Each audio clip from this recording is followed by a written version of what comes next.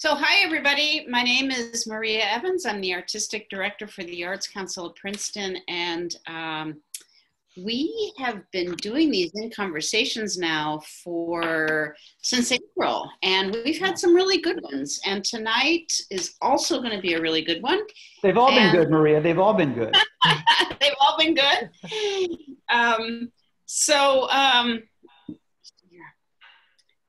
Tonight, as our guests, we're fortunate to have two artists who are also author-illustrators of children's books, Barbara DiLorenzo and Rashad Malik Davis. So thank you for joining us tonight. And as always, we have our amazing host, Tim Andrews. Tim Andrews is a former board president of the Arts Council of Princeton, and he currently serves on the executive committee of McCarter Theater.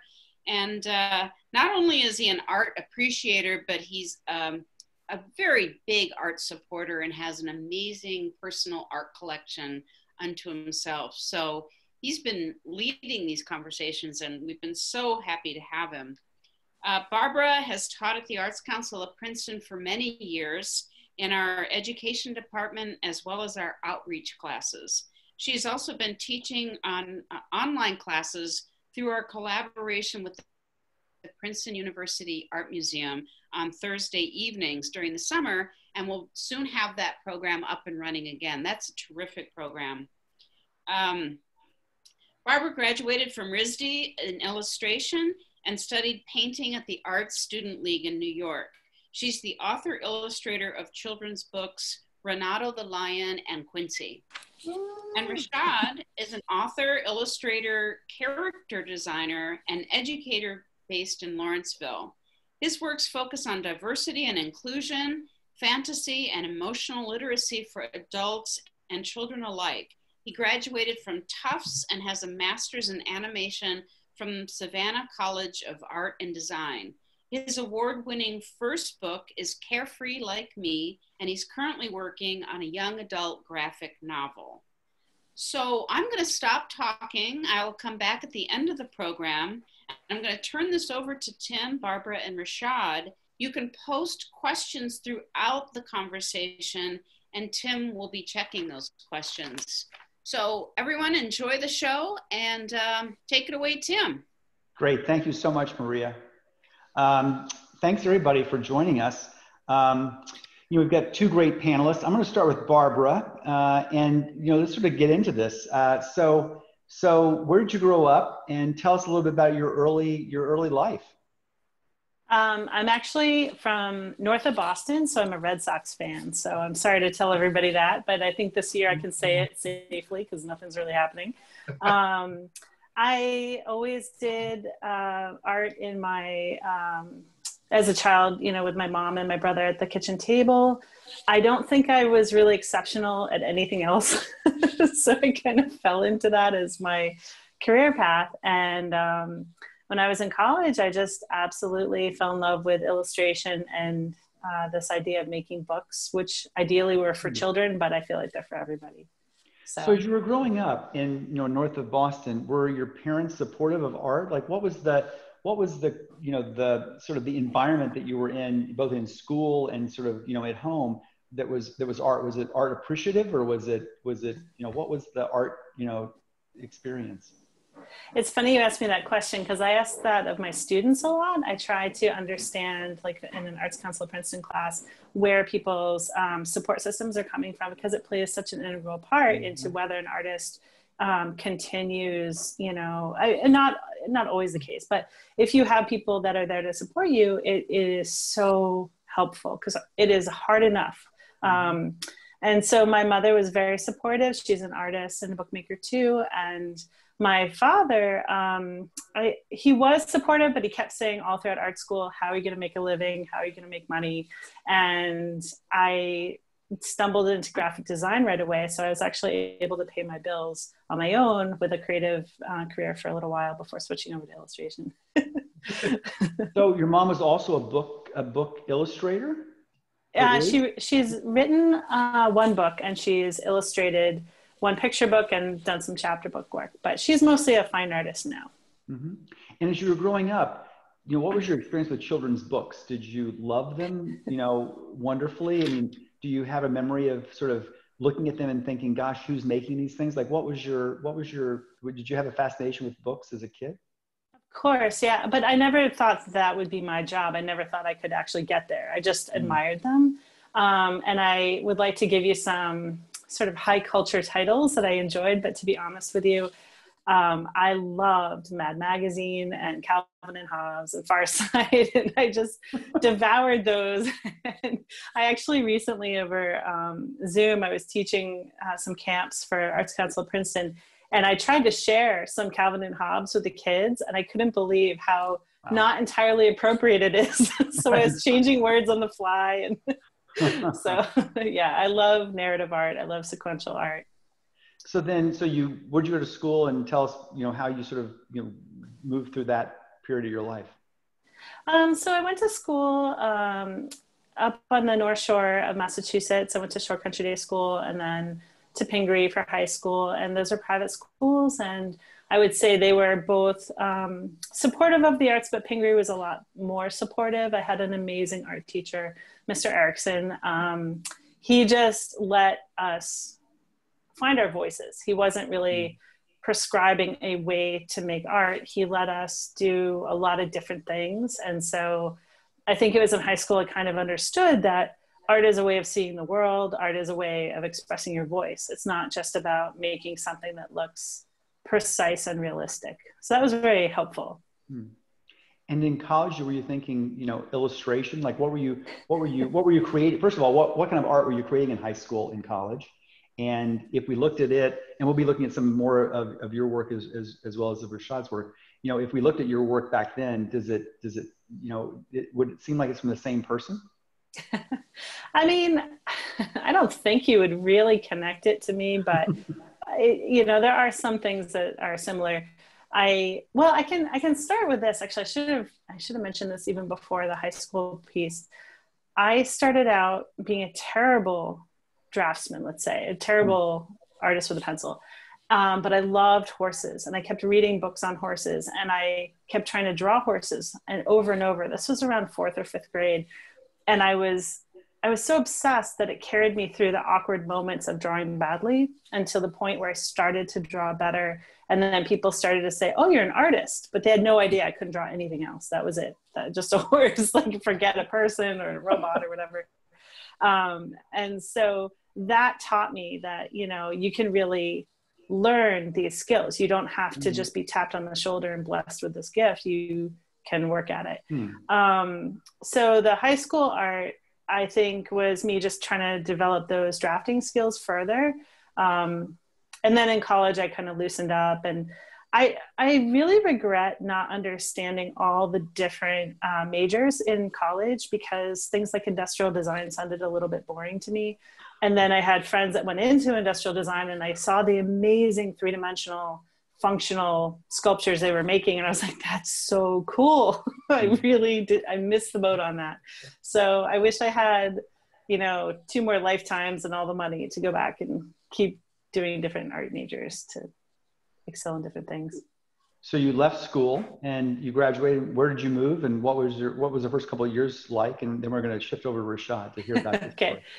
After I graduated from college, it was hard to integrate back into kind of normal society. So I moved in with 2 of my friends into an apartment up in Salem, Massachusetts, and it felt like just different enough that I could, survive a 9-to-5 job. Because even though I wasn't, I didn't look the art part in art school. Like a lot of people dyed their hair or shaved their hair or had piercings or tattoos or whatever. I looked somewhat normal, but inside I connected with people because I always felt a little, off, like a little outside the mainstream. And so connecting to, a suburb, it was hard. So, and that's actually why I love the Arts Council of Princeton, because even in the midst of like all these suburbs, I feel like I can walk into the Arts Council and breathe, this breath of fresh air of like, everyone here gets art, understands art. I don't have to explain myself. So yeah. And was your first job out of school, was it art related? So that was working for somebody else who was a RISD grad that was doing multimedia. So print and web design and CD-ROMs at the time, and all different things that I actually was really interested in the technology, and I wanted to learn those things as well. So it was fun. It was fun to learn on the job, and especially with creative people. But I went from very creative classes at the end of senior year to my first job being, okay, here's 1,000 images that you have to color correct. I was like, wait a minute, I don't want to do this. But I was, you know, climbing the ladder, had to start somewhere. So yeah, that repetitive nature of sort of commercial and production work is not that exciting, but it's an important base just for so many people. Yeah. So okay, so let's pause right after college and your first job, and we're going to move to Rashad. So where were you born, and tell us about your early life. Sure. So I was born in Staten Island, New York. And I know a lot of New Yorkers don't like to claim Staten Island, but I will claim it. So I was born in Staten Island, moved to Jersey in 1999 when I was 9. And, you know, grew up around the area, and then ended up around high school, going to Jersey City to pursue, to go for high school. And that's kind of where I stepped more into my love for the arts. But yeah, born in Staten Island, lived in Jersey, and then decided to go to high school out in Jersey City. So before high school, though, what was your experience with art, and what was your experience at your house or in your elementary school with art? So in my elementary, so in Staten Island, from what I remember, there wasn't a lot of attention paid to the arts, from what I remember. And again, it was very young when I left. But in my family was very supportive. I was constantly bringing up artwork and being like, hey, you know, what do you think? What do you think? And they'd be like, oh, that's great. And it would be a squiggle, but you know, they'd be like, that's great. So my family was very supportive, and has been throughout, you know, my entire process of figuring my art journey out. And when I was going to school out in Jersey, the arts was kind of a focus. And I really do credit the Lawrence Township Public Schools for really kind of pushing me. And specifically, I credit, her name is Miss Sabri. I'm forgetting her name. I'm forgetting her first name, but her name was Miss Sabri. And she's at the Artworks in Trenton. And she gave me a book. It was by Don Loomis, and it said the Joy of Drawing Heads, or Portraits, or something like that. And that really cemented to me, one, that a teacher believed in me enough and saw my potential enough to say, here, I believe in you. Take this book that's mine that I think will benefit you. And two, kind of opened up the door for an opportunity as an artist. And also three, it was really amazing to see a Black teacher offer that to me as well, to kind of have my image reflected back at me and saying, like, you can do it. So I was very lucky in that throughout my whole entire schooling, I had very, very supportive and kind teachers. Shout out to Miss Clem too in Jersey City. And then you went to Jersey City for high school? Yes. So yeah, sorry, continue. And then off to Tufts, I think, right? Yes. So how did you select Tufts? So this is where it gets a little more tricky. So when I was leaving high school, I was in my art class, and my teacher was like, so what are you gonna go study? And truthfully, I was afraid of pursuing art. I kind of like bought into the idea that if I pursue art, that I'm gonna be hungry, that I'm going to be, you know, and I also really thought that if I pursued art and took it as more than just a hobby, that I wouldn't love it anymore. And that was a huge fear. And I think what was going on subconsciously for me too was the fear of, if it didn't work out, that I would be devastated, because I loved it so much. I didn't want to fail at it. So there was just a lot going on in my head. So I decided to go to Tufts because I loved the school, I loved the space, and I was like, okay, I'll make it work. And while I was at Tufts, however, all of my teachers, all of my friends were like, why are you not doing art? You're studying anthro, but you're clearly an artist. And, you know, while I was at Tufts, my senior year, I had the opportunity to do an art show. And I became like the first African-American at the Africana Center to share my work. And my teacher said, hey, why don't you design my book cover? And I ended up designing her book cover. and it got published by Rutgers University Press. So I was like, ooh, I can make money off of this. I That is like it. awesome. That's awesome. I'm amazed. I'm amazed that you could have studied art. You decided instead of that, because you weren't sure it could be actually a business, you decided to discover, you discovered and decided to study anthropology, which I guess could be a paycheck. I mean, wow, that's an interesting dynamic. I have to say, that's a new one on me. Okay. Honestly, I really didn't know what I wanted to do. And I figured anthropology was so broad that I could just apply it to anywhere. Yeah. And the skills ended up really benefiting me as an artist and in my career now. So it worked out, but yeah. So that first book cover, and what do you think that professor saw in your work, or in you, or in both, that, you know, compelled them to say, hey, you know, I'm publishing a book and I would like you to do the cover? I mean, that's a huge ask, and somebody who's really, you know, not maybe going out on a limb because they'd seen your work, but that's a huge deal, I would think, for somebody who's 20 or 21 or whatever you were in school, to get asked that. I mean, that's a huge ask, and it's a huge gift to you, right? I mean, yeah, that it was immense. It was such a boost for me to feel like my work was strong enough for somebody to trust me enough to put their book, to make my artwork the cover of their book, to make my artwork kind of the statement piece, to bring people in.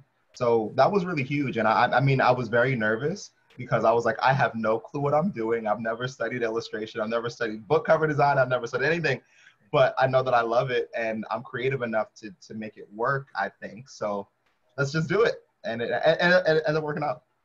and so in doing that, you know, so many people that are on the call, you know, this whole idea of books is an illustration, both are very new to lots of people.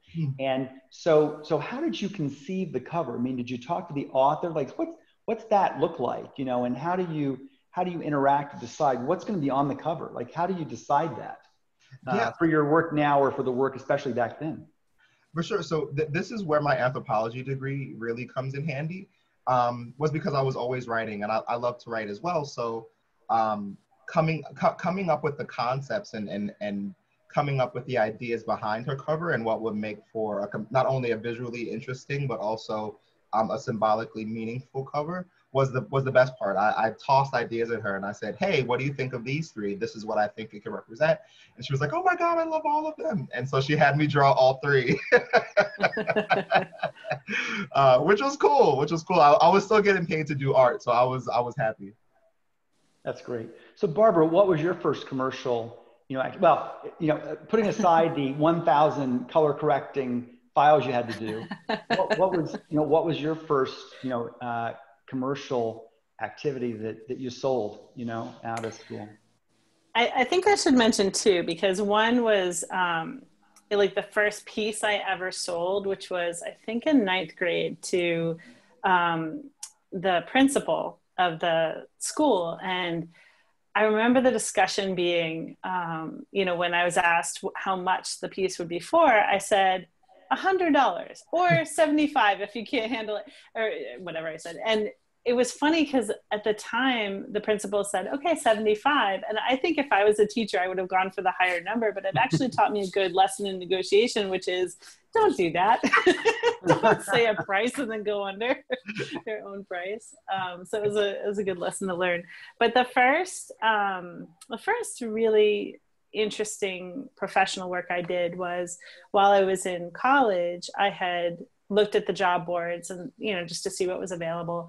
And Inkadinkado, which is a stamp company up in Boston, was looking for black and white designs for stamps. And so I sent in some samples and I was really surprised to hear back from them. And so they asked me to do a couple, and then it expanded to a few more. And then I had just all I think it must have been like 20 or 30 different stamps. And it was so fun. It was just so fun to make illustrations for that. But it wasn't really conceptual illustration. So as much as it was a fun project, I realized I'm just drawing animals. I'm not putting a story to this. I'm not really, you know, giving people other layers to look at. So when it came time to make books, that was a lot longer process. That definitely was not easy. But that seems to be a huge transition, really, that both of you have gone through. you know, from illustrating books and illustrations to actually illustrating and writing. You know, that to me is a huge transition. So, you know, Barbara, how did that transition look, you know, and on your journey? I think Rashad's the one that used the word, you know, his art journey, you know, on that journey. Oh, it's a journey.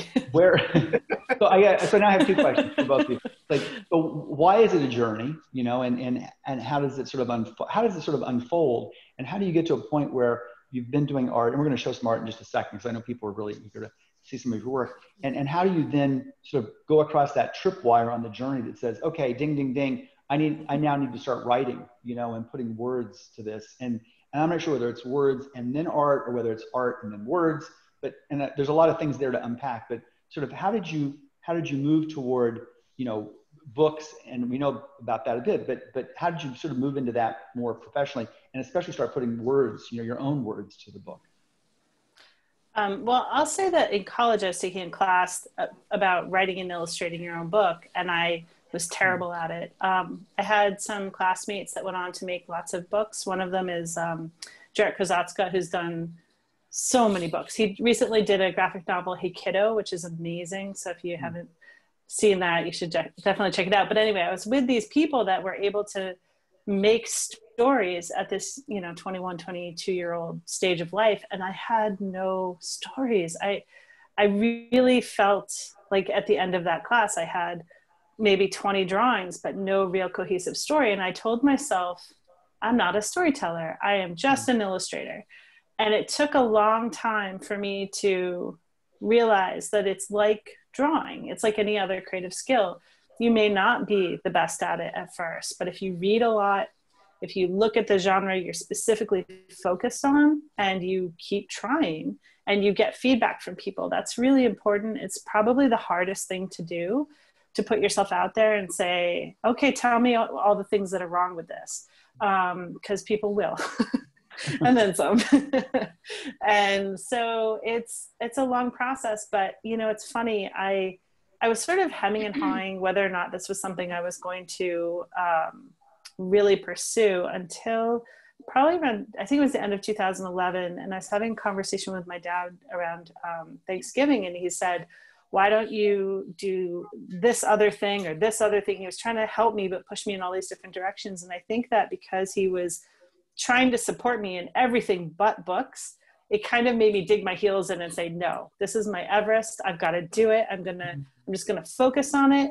And I think that focus, the moment I decided to focus, it helped, because then 2 years later, my first book was acquired. And I think that if I just focused earlier, it would have been a lot smoother journey, but I didn't.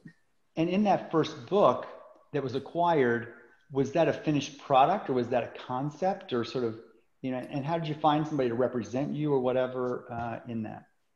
So what I did was I put together, well, I had this idea. I had an idea from when I went to Italy with my son. He saw a statue. He thought it was alive because he was only 3 years old.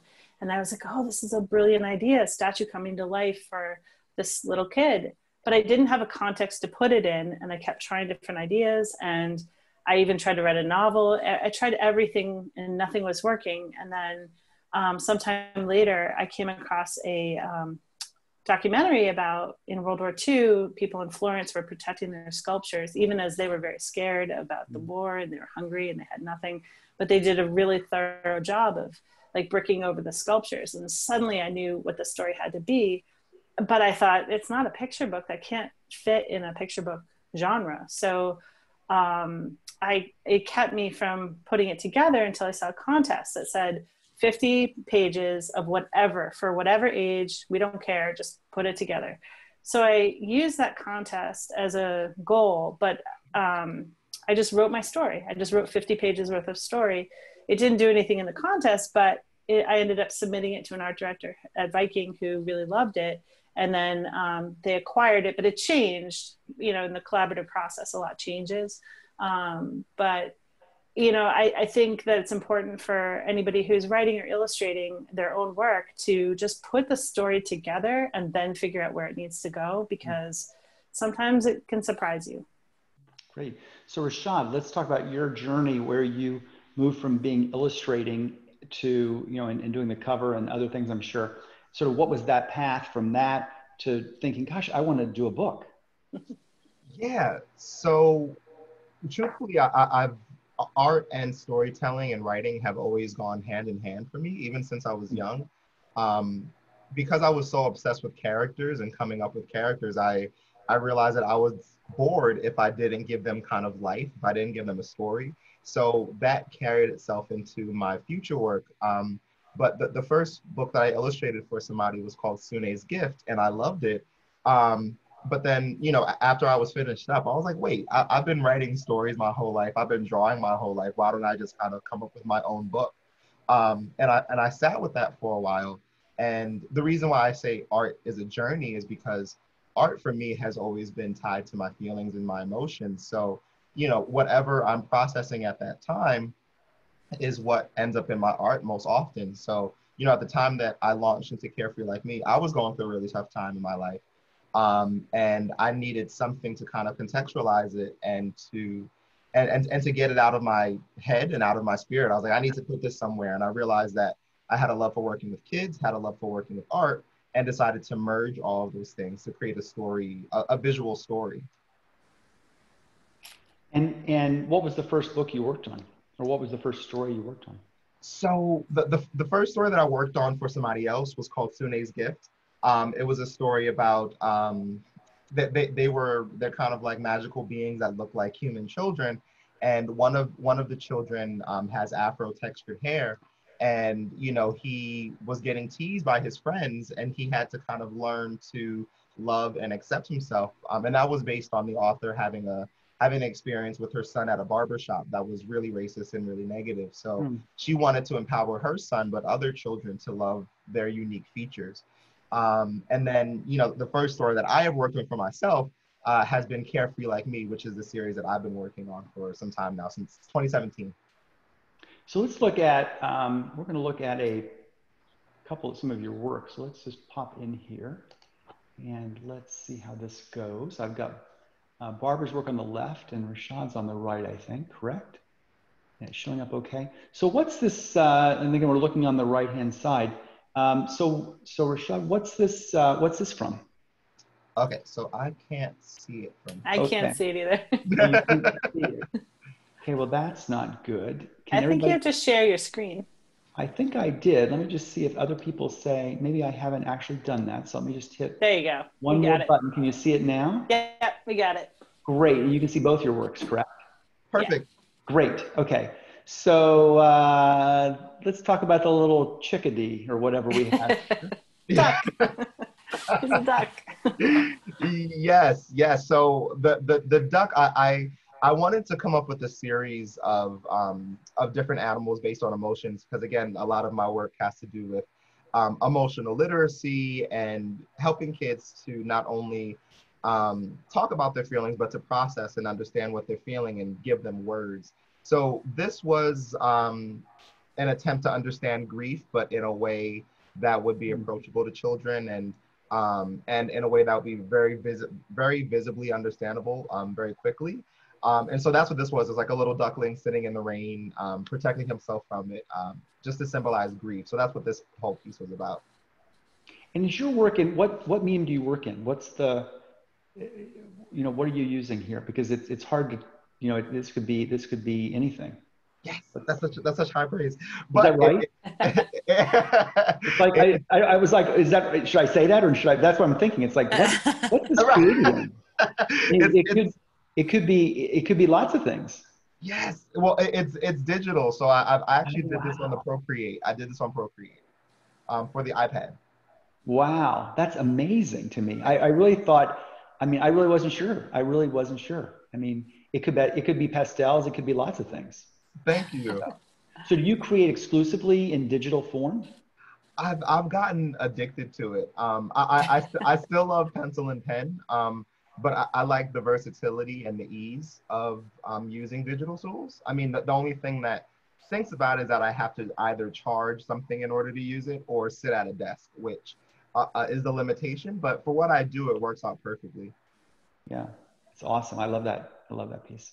Thank you. So this is very mysterious to me. So what's happening here, and what is this for? Yes, so that piece, something that I touch on in my work as well is spirituality and um, diving into kind of indigenous and non-Abrahamic religions and kind of tapping into that. So this to me was I've always felt very connected to feminine moon energy, and so I was like, what would that kind of look like? What would that energy manifest as? And so my mind immediately went to this mermaid, and I kind of came up with her from that. I wanted her to glow, and also I had just finished watching Beyonce's Lemonade video, and they had like they had of course you had, of course, and they had like this really beautiful like half covered face painting that I really wanted to emulate. So that's where that's coming from. Let's scroll down to one more and then we'll pop over to Barbara. So this is really fascinating. So I was going to guess what this was, but I know my guess would have been wrong. So tell us about is this something you also wrote the story for, and sort of talk to us about this, and the eyes looking over that, that cloth, is just unbelievable. The eyes are just incredibly captivating to me right here. Thank you so much. This wasn't the story that I wrote.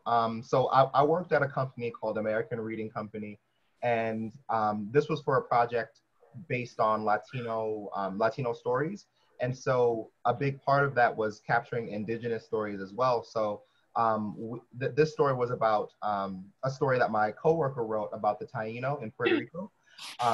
And so it was a story about a boy who his best friend got sick, and the only way that he could save him was to go into the forest and retrieve this special fruit that could revive him. So that was the essence of this story, and I kind of wanted to capture the intensity of that feeling and kind of capture the sadness that he was feeling in that moment. It's so sad and so captivating. I mean, just there's so much fear on the eyes, of the friend, right, who's peering over at their friend or something and trying to determine, is this going to work or not? Yeah. I assume it worked. Yes. I'm thankful to hear that it worked. So that's it worked out. It worked out. That's great. And with an author, and we're going to pop into Barbara's, so I'll ask this of Barbara. But with the author, when it's not a story you've written, mm-hmm. What's the interaction with the author about what the art should be that's going to accompany the story? Sort of, what's that look like? What's that interaction look like? And is it directive? Is it interactive? Is it, what's it, how does it create what we see? So honestly, I've been very fortunate in that I've had clients who have been like, you know what, we trust you to work on this, and just kind of keep us abreast of what you're doing as far as character designs and the general illustration. So the process that I take, and it helps to save a lot of time, because oftentimes I'll work with people who are not familiar with illustration or design, and so I kind of have to coach them through it. So I'll give it to them in 3 phases. I'll give them the sketch phase. So I'll give them the entire book in a sketch and say, this is the very rough stage. Is there anything that you want me to change? Because this is where it's the most flexible, and where I can make the most edits the most quickly without changing the whole picture. And then I go into an inking phase where I'll say, I'm going to clean up these lines so you can see things more clearly. Is there anything that you want to change here? And then I go into the color phase where things are more finalized. And I'm like, this is kind of the last step. Let me know if there's anything that you want me to change. And that seemed to work pretty well so far. Great. So Barbara, let's swap over and let's look at this incredibly cute photo of the penguin and the whales. So tell us about this. So this was, I think, a couple weeks into our quarantine, and I was teaching adults and kids over Zoom for the Arts Council of Princeton. And I could tell because, in the initial stages of quarantine, people were really scared. We needed something kind of light to focus on. And there was a story about, I think it was in Chicago, there was an aquarium where they had let the penguins out and let them roam around and get to know the other animals. And so I found some photographs of that where this, a couple of penguins were, interacting with the beluga whales, and we just painted that. And I thought it was a lot of fun. I was trying to help people understand, when you have source photos, you might want to move things around and make it your own. You don't want to copy directly. So that was sort of a lesson in that as well. But just trying to keep it light because we were all reeling, I think, in the beginning stages. So this was a perfect topic. It's so, and it's so enchanting, and they look so happy, you know, like incredibly happy to me. Yeah, they always wanted to meet. And is that also digital? How is that created? So what I did was I used watercolor, and then I scanned it, and then I brightened the colors because my watercolors just can't get that luminosity. Mm-hmm. I had possession of an iPad for all of, I think, 2 months. And then my son took it back. He had written it off. He said, oh, it's like a slip and slide. I don't like this. And I had so much fun sketching with it that I think that in the future, I'd like to do a lot more sketching digitally because as an artist, I can get lazy. I can say, oh, that hand I did is so good, but oh my gosh, it's too far to the right. I have to move it. And I talk myself out of all that extra effort because, you know, it's, you have a timeline. So, but digitally you can grab it, scale it, flip it, do all kinds of things very, very quickly in the sketch stage. And so I think what I'd like to do in the future is sketch digitally, print out my sketches, and then work traditionally, because I love watercolor, I love oils, I love pastels, I love all those things. And then I like to bring it back into Photoshop and tweak the colors. So let's scroll down to the next piece. So tell us about this one. This is very fascinating to me, this little, you know, connection that these two have here. Yeah, it's kind of a brutal story. It's an Irish tale about a selkie, which is this woman in a sealskin, and she comes out of the water and she's sunbathing and her sealskin is off to the side, and the fisherman takes the skin, hides it, then she can't return to the water, and then for some reason she ends up marrying him. They have a family, they have kids, and at some point later she finds her skin and she can return to the water, which is where actually some of her babies are. So she has some land babies and sea babies. And so this tale kind of torments me. So I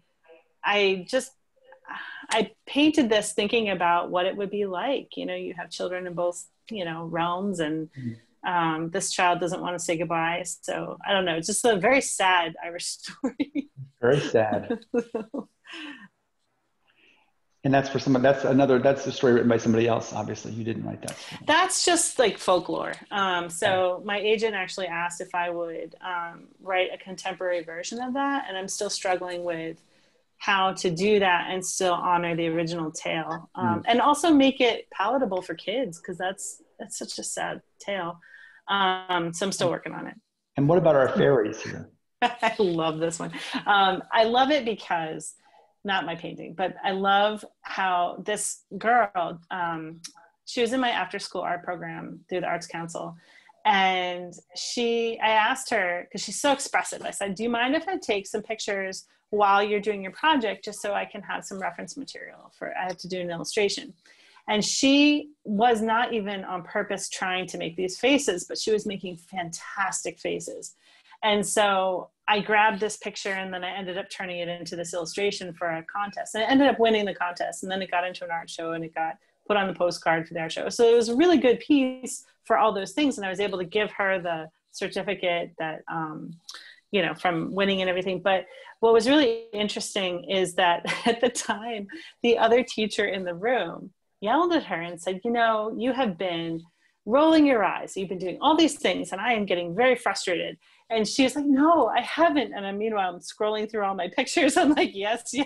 But I didn't say it because I didn't want to get her in trouble, because she's doing a kind thing to, you know, let me take pictures. But I gave her the original painting. And I just, when I was doing this piece, one thing that I try to do as an illustrator is I try to reflect back what the population looks like. We have a lot more diverse kids wanting to read books than we have diverse characters in books. So, you know, I try really hard to be sensitive when I am putting a diverse character into any of my illustrations. And I'm always looking for feedback too, to find out, you know, have I done it well? Have I misstepped?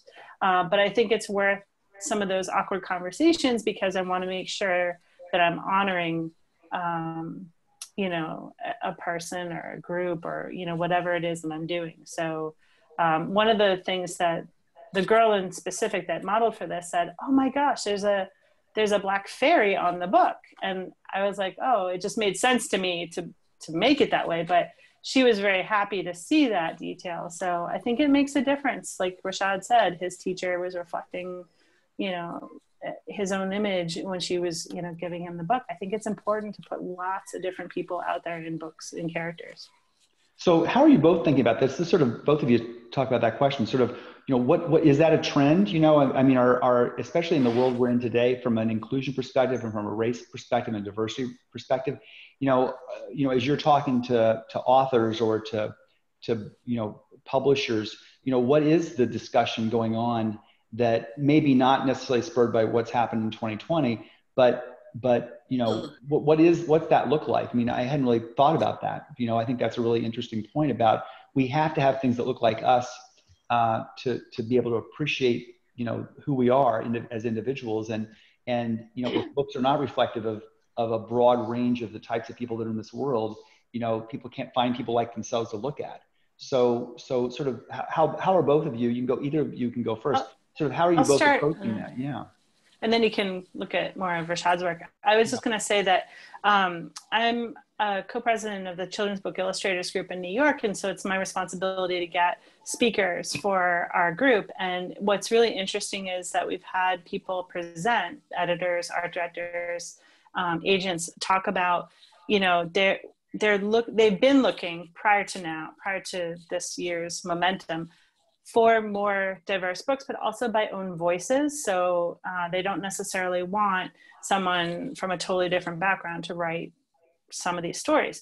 But the other complication too is that we need more diverse editors. We need more diverse art directors, reviewers. That's something I thought was really interesting. I read an article that said, if your book is presented out there into the world and there isn't a review that really connects with what's going on, your book could stumble and librarians might not find it. So we need more diverse voices in writers and illustrators, but we also need diverse people supporting books all the way through the channels so that those voices can be heard. That's interesting. Okay, Rashad. Yeah, that's interesting. Rashad? Okay, there we go. Sorry about that. I was just going to say the same thing. I think a large part of the conversation, and I was fortunate when I was working at American Reading Company to be able to go to it was a scholastic retreat, which was like up in the mountains of Pennsylvania. And it was really beautiful because the conversation was on race and representing different people within children's books. And a large part of the conversation really came down to, sure, like it's important to have stories about different people, but it's even more important to have people from those backgrounds writing those books, because it's very, I mean, you know, I'm a firm believer in that, you know, we can and that we should experience the world outside of our narratives. And I think that we should write stories about experiences other than our own. But I do think that we have to do our due diligence in order to really get to the core of what is important about that culture, about that group, about that idea, about that identity. Because it can get very, very messy when you're trying to write about different people, but don't have experience with that culture or don't have an understanding of them. So, you know, working on Carefree Like Me, all of my books are about different ancient cultures, but the thing about that is that those ancient cultures are tied to present day people. So, you know, for my second book, it was really cool to learn about the Aztecs, who their indigenous name is the Mexica, and really dive into Native American cultures, not only in the United States, but also in Mexico, and understand that and go into these communities and chat with them and learn about them firsthand and ask questions. And just develop friendships, like just have a regular human connection. So I think that's kind of a big part of it. I think that authenticity is really important. I mean, you know, people can research it and they can, you know, get to some percentage of accuracy, but I think that authenticity is so important in anything, in any work. whether it's art or writing or illustration or some combination thereof. So let's talk about this really cool piece. So what's happening here with this situation? Let's just call it a situation. I'm not quite sure. I've been looking at it for like 3 hours earlier today. I'm like, tell me about this story. That story looks really fascinating. So this is the same story with the little boy who was sick in the hammock. So at this point, and I apologize for some reason the resolutions come. Oh, there it goes. Okay, it kind of goes in and out of being fuzzy. But he is reaching for the fruit that will save his best friend. So that's really just him climbing up. And in reality, those trees are very small. But for dramatic effect, I had to make it look as if he was climbing up a little bit higher. But that's what's happening here, that he's grabbing this fruit in order to save his friend. And the guy that's beneath him is the warrior that was sent with him, but, didn't really believe in that mission. And, the younger kid ended up having more kind of bravery than the actual warrior himself. That's what's happening here. It looks very treacherous, but it also looks so magical. The light here, I think, makes it look so magical, like this is going to do magic things. So, right. it looks treacherous, but sort of exciting. Okay, let's pop down to the next piece here. There's this very fun, sort of giddy little flight through the air here. Yes. So this piece, I love the Metropolitan Museum of Art in New York City, and I've always been obsessed with ancient Egypt and have always been fascinated with it. So there's one exhibit where it's a mummified gazelle, and then to the right of that is a coffin. And the story was that this was the pet of this particular princess or prince. And so I thought it'd be kind of a cool idea to show that prince riding the gazelle through the temple or through the kind of royal quarters and kind of running amok and making everything break. So that's kind of what's happening here. That's awesome. Okay. Is this your story that you're illustrating here? Yes, this is book 2 of my children's book series. Yeah. So what's happening here? I mean, we can sort of see what's happening a little bit, but sort of, tell us about the story. Yeah, so what's happening in book 2, so in this story, the best friends, Amir and Nina, end up traveling to another world, or to several different worlds where they have to help these heroes represent different emotions, overcome emotional kind of challenges.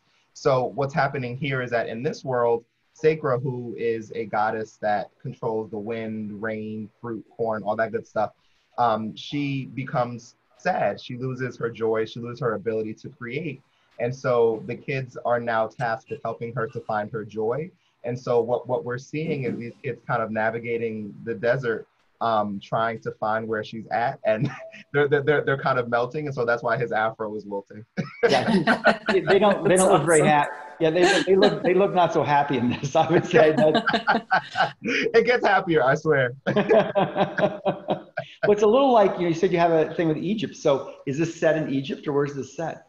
No, so this was the story that was based on the Aztecs or the Mexica. Oh. So this is like the Mexican desert, around that area. Okay. Let's pop down to this. And this is very intriguing to me. What this rocket ship dog, it's the Frenchie or something? I'm not really sure. So this summer, what I like to do with my students is do like a quick warm up. I'll give them a very weird prompt, and I'm like, okay, draw what that means to you. And I think the one for this was literally just rocket dog. And so I decided to draw with them, and I really liked the sketch, so I decided to color it after class, and come up with this final dog piece here. That's so cute. It is totally cute. It is totally cute. Okay, I think we've got one more here of yours. And this one here is are the best friends, Amir and Nina, from my Carefree Like Me series. Yeah. So Amir and Nina are based on me and my best friend in real life. So Nina is very logical. She's very type A. She's very like, if it doesn't make sense, I won't do it. And true to real life like me, very, very hard on your sleeve, big dreamer, thinks with his heart instead of his logic. So they kind of balance each other out where one is kind of falling. the other one comes in and then lifts them up, and vice versa. So this is them kind of kind of cloud gazing. And Amir's like, "Do you see it?" And she's like, "No." I love it. So Barbara, sorry. Go ahead. No, go ahead. I was going to say, Rashad, you do such a good job with emotion in all of these pieces. The emotion is so front and center, and that's what you need in illustration. So great work. It really is. You know, I still love the boy peering over at his friend who's obviously not feeling well, you know, and just the emotion in his eyes of just that torment of like, is my friend going to be okay? You know? Thank you. So, so Barbara, I love this face. Tell us about this little girl. So this is something I did this summer. I was experimenting on toned paper and just trying to, instead of on white watercolor paper, I was using this like beige multimedia paper, and just having fun with more subtle tones. And I was looking at a reference. I think I did this in class, but you know, teaching, you know, how to do characters or portraits or something. And it just was fun. And so I continued it after class and finished it up. And I just thought, oh, you know, sometimes I don't even intend for a character to happen, and it just kind of evolves. And I'm like, oh, I like her. I want her to be a character in something. Yeah, she's beautiful. Thanks. These two girls. So the one that was in the earlier one with the fairies is on the left side with the wrap on her head. And then the one on the right, I'm not going to give any last names away here, but her first name is the same first name as my daughter. And when I've known her for 4 years. And so when I would come to class and I was about to give birth to my daughter, I kept teasing her saying, I think I'm going to name my daughter after you. You're such a good student. She was so sweet and helpful and wonderful. And in the last year when I was working with her, she just got so sassy. It was awesome. She was so cute and adorable, but just, you know, just sassy, just the age. And so I kept teasing her. I was like, all right, now I need to change my daughter's name. We have to go with something else. But I'm going to actually give her this painting because the other girl already has a painting. But it was very sad not to finish out the year with them because they're moving on to another school. And so I really was sad not to be able to do the rest of the after school programs from March onward. So.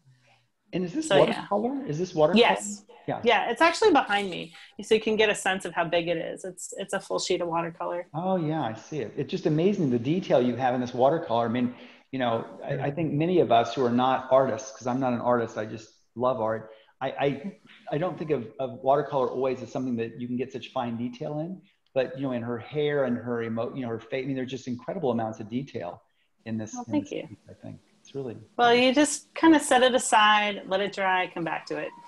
That's the only secret. It's beautiful. This is incredible. I think I could guess where this is, but I'm a little nervous about. Go for it. Go for it. Is this in Florence? Is this in Florence? Yeah. Can you name it? Oh my God, I got it. Okay, I'm so excited. I just was there last summer, and so this is the across the river. Just okay. So go ahead. So this is I'm very excited. No, you're not off the hook. What's the name of it? Oh, I can't think of the name, but they escaped. The family escaped through the Medici family. Yeah. Escaped through it when there was some sort of a war or some sort of an attack or something, right? Do I have that even close? Yeah, actually, the Medici family used to use this. There's a Vasari corridor that goes across it. They would go from their palace, the Pitti Palace, over to the government buildings. Yeah. And so they wouldn't have to walk with the commoners. They'd walk through that sort of center space. And who knows when we can go back to Italy, but now that portion is open to the public. You can have a tour. There's a beautiful gallery actually up there that was closed for years. So it's worth inquiring if you go to the Uffizi Museum. But this was a painting I did as a sample for Renato and the Lion. And so you see like a little lion, a little boy up on top of the bridge. This was a different version of the story. So it's during the daytime, and this was never used, but it was one of my favorite pieces from it. That's really awesome piece. And is that from being there? Did you mean, how did you, when you're trying to create something that exists, and so there'll be people who will maybe look at it and think they know what it is or should know what it is. Is this from a photograph? Is this sort of, do you work from something? Do you work from memory? Sort of what's your basis of factual, you know, what do you draw that art from? So this is the Ponte Vecchio. This is the name of the bridge. It's a very well-known bridge. So if I had wanted to just draw it from photos online, I certainly could have done that. This story took place in World War II. And so with the book money, I actually traveled to Italy for 10 days by myself. And I wandered all over the place and I sketched everywhere. And I interviewed somebody who was about 7 years old at the time. So it would have been about the same age as my character. There were so many things that I was able to add to the story by being there. In fact, one of the streets is called Via dei Leoni, meaning the Street of the Lions, because the Medici family had lions and they used to walk them down the street. So I was like, oh, that's a great Easter egg. I have to put that in the book. So I think you can get away with a lot online, but nothing beats going someplace or talking to people and really immersing yourself in the space. Yeah, that's amazing. And I think your final piece we've got here, I think. So so this is part of that story where he's this young boy, and again, this didn't make it into the final book, but it's one that I enjoyed, where he is enjoying this magical experience with this lion, the statue that comes to life for him. And in the puddle, we see the reflection of warplanes above them. So I was trying to think about how to weave in the aspect of war into this story without overwhelming a child. So this was one of my versions early on. That's awesome. I'm going to stop sharing now. Come back in. I think we've got a couple of questions. But let's go back to Rashad just for a few minutes here. I really am interested in, you know, tell us about your books you've created and maybe show them if you've got them. If you happen to have anything handy. I do. That's awesome. And so how did it come to be? And, you know, how do you get your start in this? I mean, how do you go from teaching or creating or crafting, you know, and writing to commercial activity? So sort of how does that work?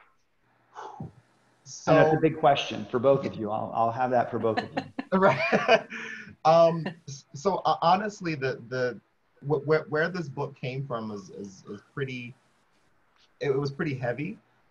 So at the time, I had been, you know, just kind of living life and trying to do my thing, and I was really affected, as a lot of people have been, by the shooting death of Tamir Rice, little boy, 12 years old, and I remember seeing a picture of him kind of juxtaposed with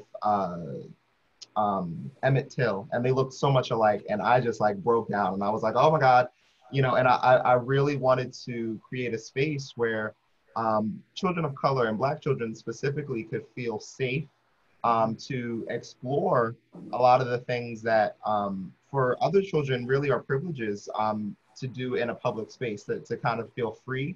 And so that's kind of where the title Carefree Like Me came from. And also where the main character's name, Amir. I didn't want to name him Tamir just because that felt very disrespectful, but I decided to name him Amir. And you know, this book was really kind of the culmination of me really wanting to explore emotions for children, and specifically for boys, because I feel like, unfortunately, boys oftentimes are discouraged from really delving into their emotions in a very real way. And so that's kind of what this book was about. It was diving into emotions, but doing it in a way that was not preachy, and also would be fun for kids as well. I framed it as an adventure. That's awesome. And what age group would you say that's for? So I designed it for kids ages like 5 to, I would say the max is 10. I've read it to as old as like 5th grade, and 4th grade seems to be kind of the cutoff where,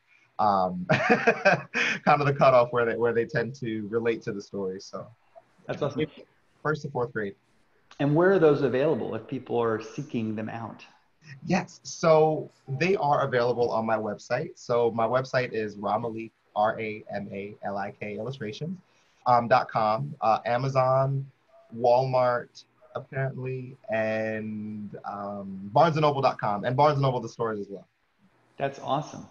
Thank So, you. so Barbara, you know, I think you mentioned getting you mentioned getting, I think, an agent pretty early, or at some point. I forget. We had a conversation about that, I think, a little bit ago. So, sort of, how did you get started, and how did you, Oh, you know, get no, commercially I was going? saying, You know, Rashad just got an agent. Oh. Rashad has a new agent.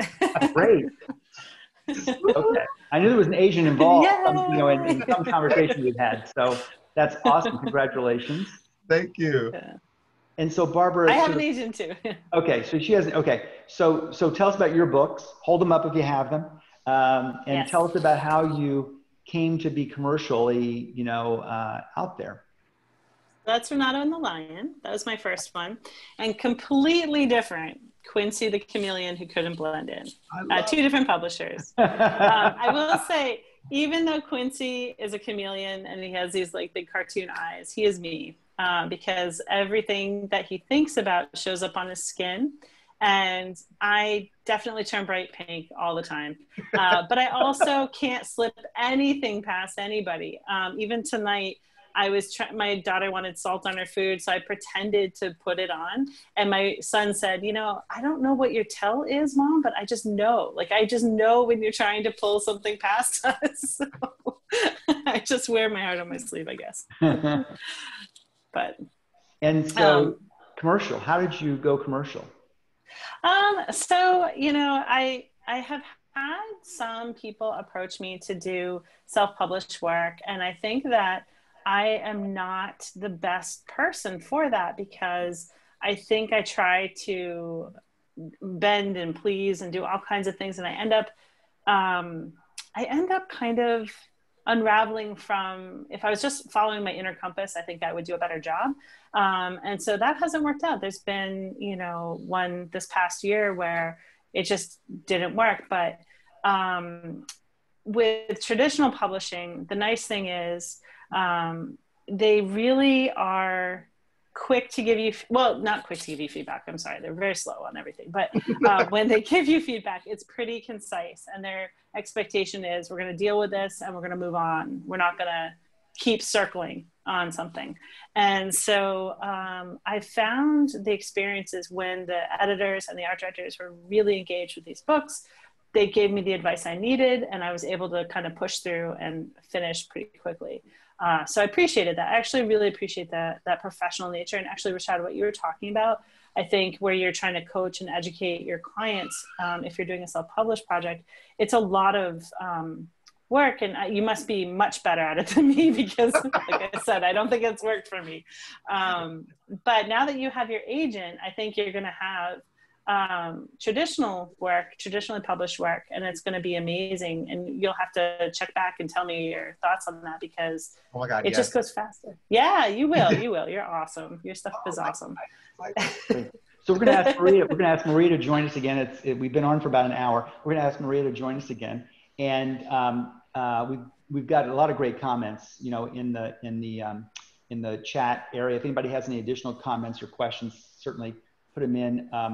A couple of things. One is someone asked, have either of you ever subcontracted or collaborated with your colleagues to complete any of your stories, either the writing or the illustrating, or have you sort of done it yourself?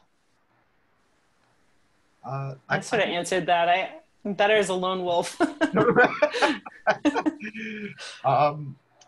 As for me, everything I've done has been by myself. But you know, for the upcoming graphic novel project that I'm working on, it's going to be a lot of work, and I'm considering looking to hire somebody specifically for the inking portion of the project.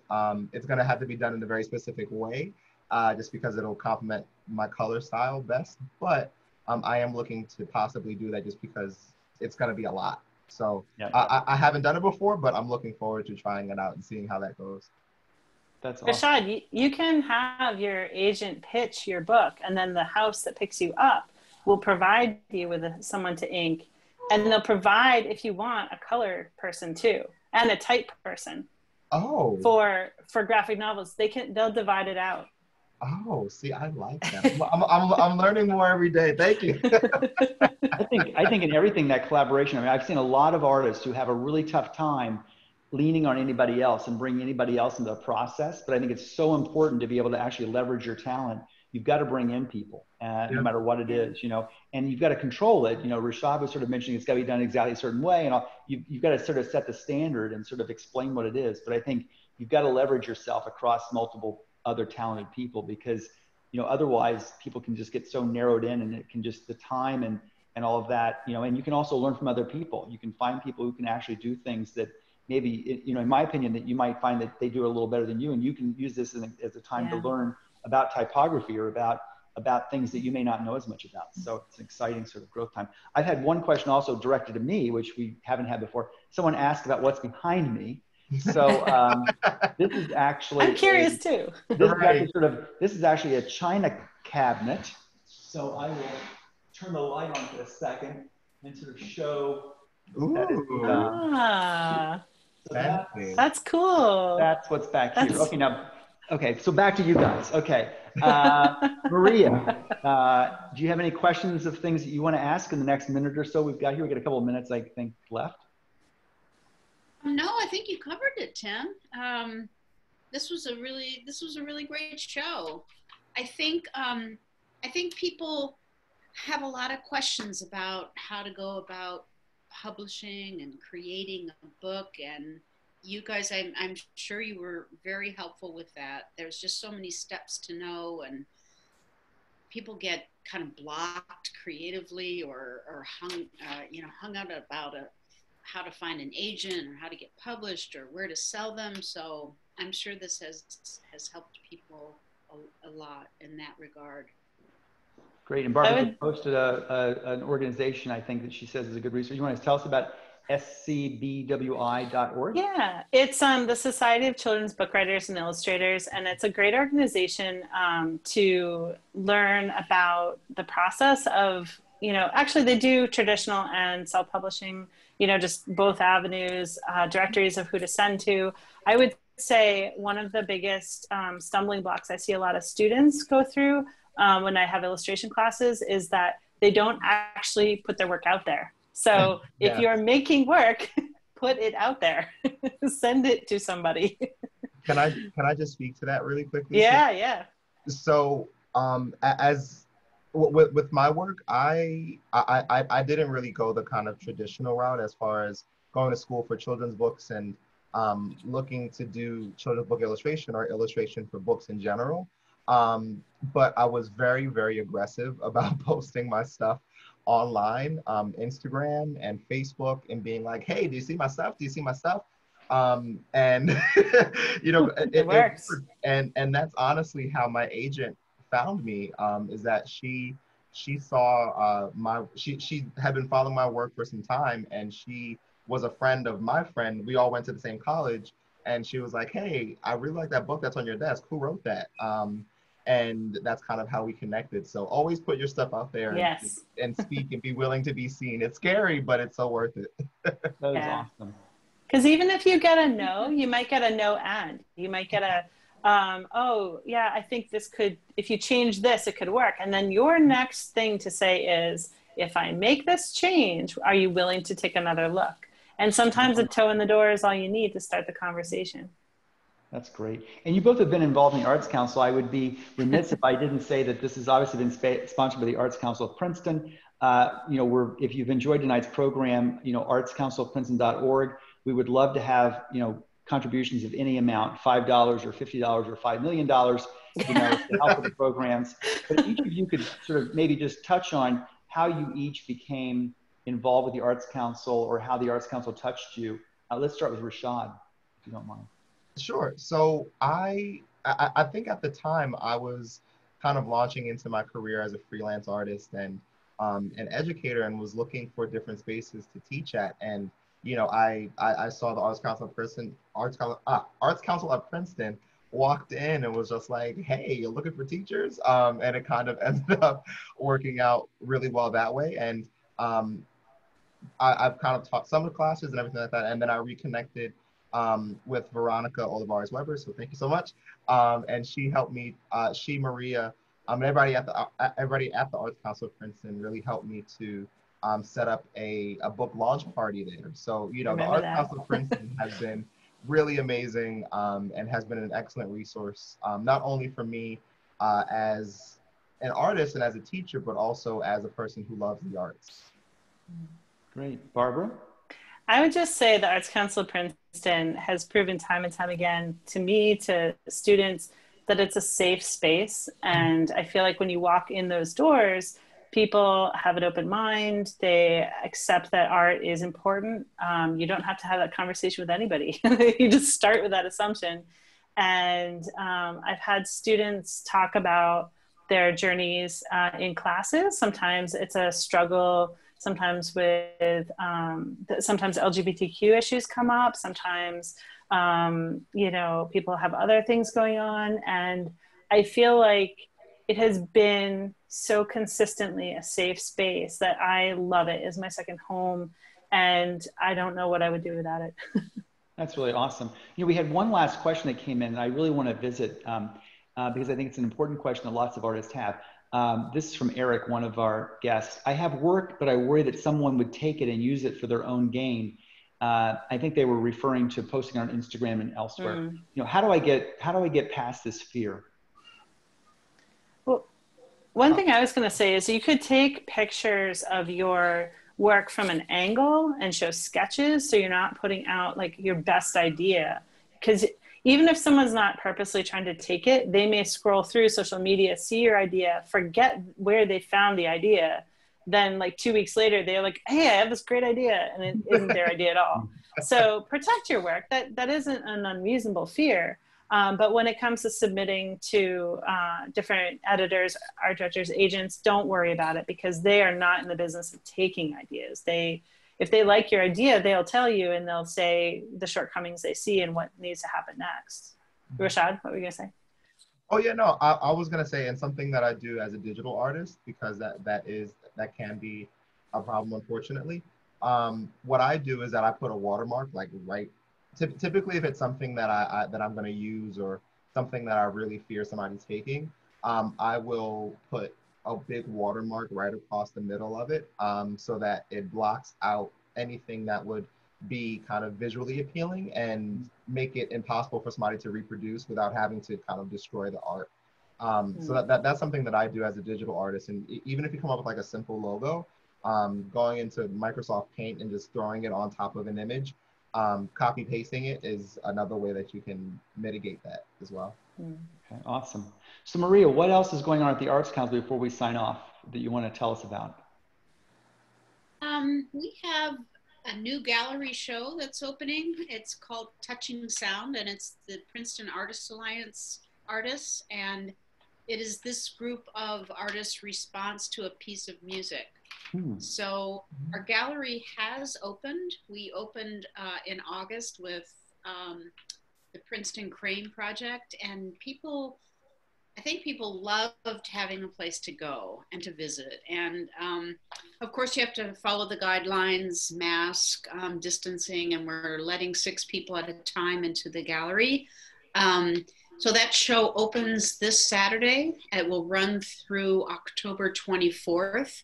And our gallery is a fantastic place to see a show. It's just really easy. In the front door, gallery's right there in the main lobby. See the show and exit the same way. Also, we have started a program that is a series of weekend events called Art and About.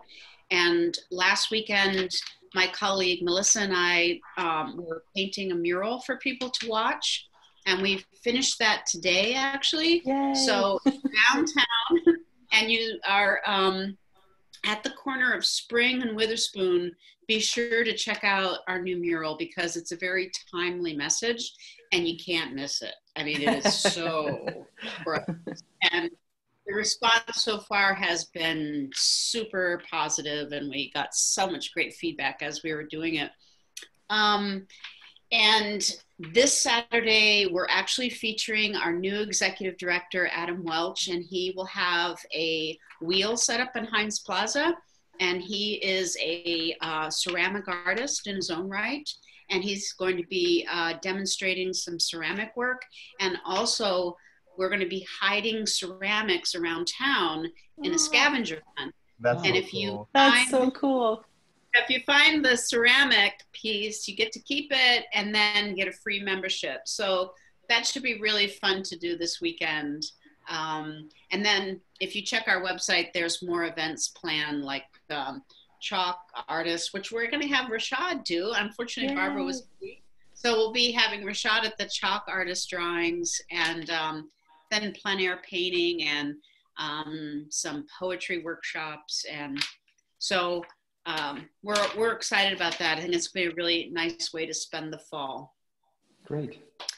Well, thanks, Maria. Any other final words before you sign us off here? Really, really great. This has been a really great show. This was a great conversation. So I love the way they flow, and this one was a really good one. Awesome. So thank you, Yay. everybody. Thank you guys. Great, Thank you, Tim, and thank you, Maria. Yeah, thank you. Awesome to see you, Everybody Rashad. go and get these books and support these artists as well as the arts. And books. if you can't buy them, you can always read them whenever the Arts Council is, fully open. They have been out and about. Great. Yeah, we have them. All right, well, good night, everybody. And I do want to say that next month, Tim will be interviewing our new executive director, Adam Welch, who I mentioned. And everyone tune in, because he's an interesting person, and it will be nice for all of you to meet him and get to know him a little bit better. So Absolutely.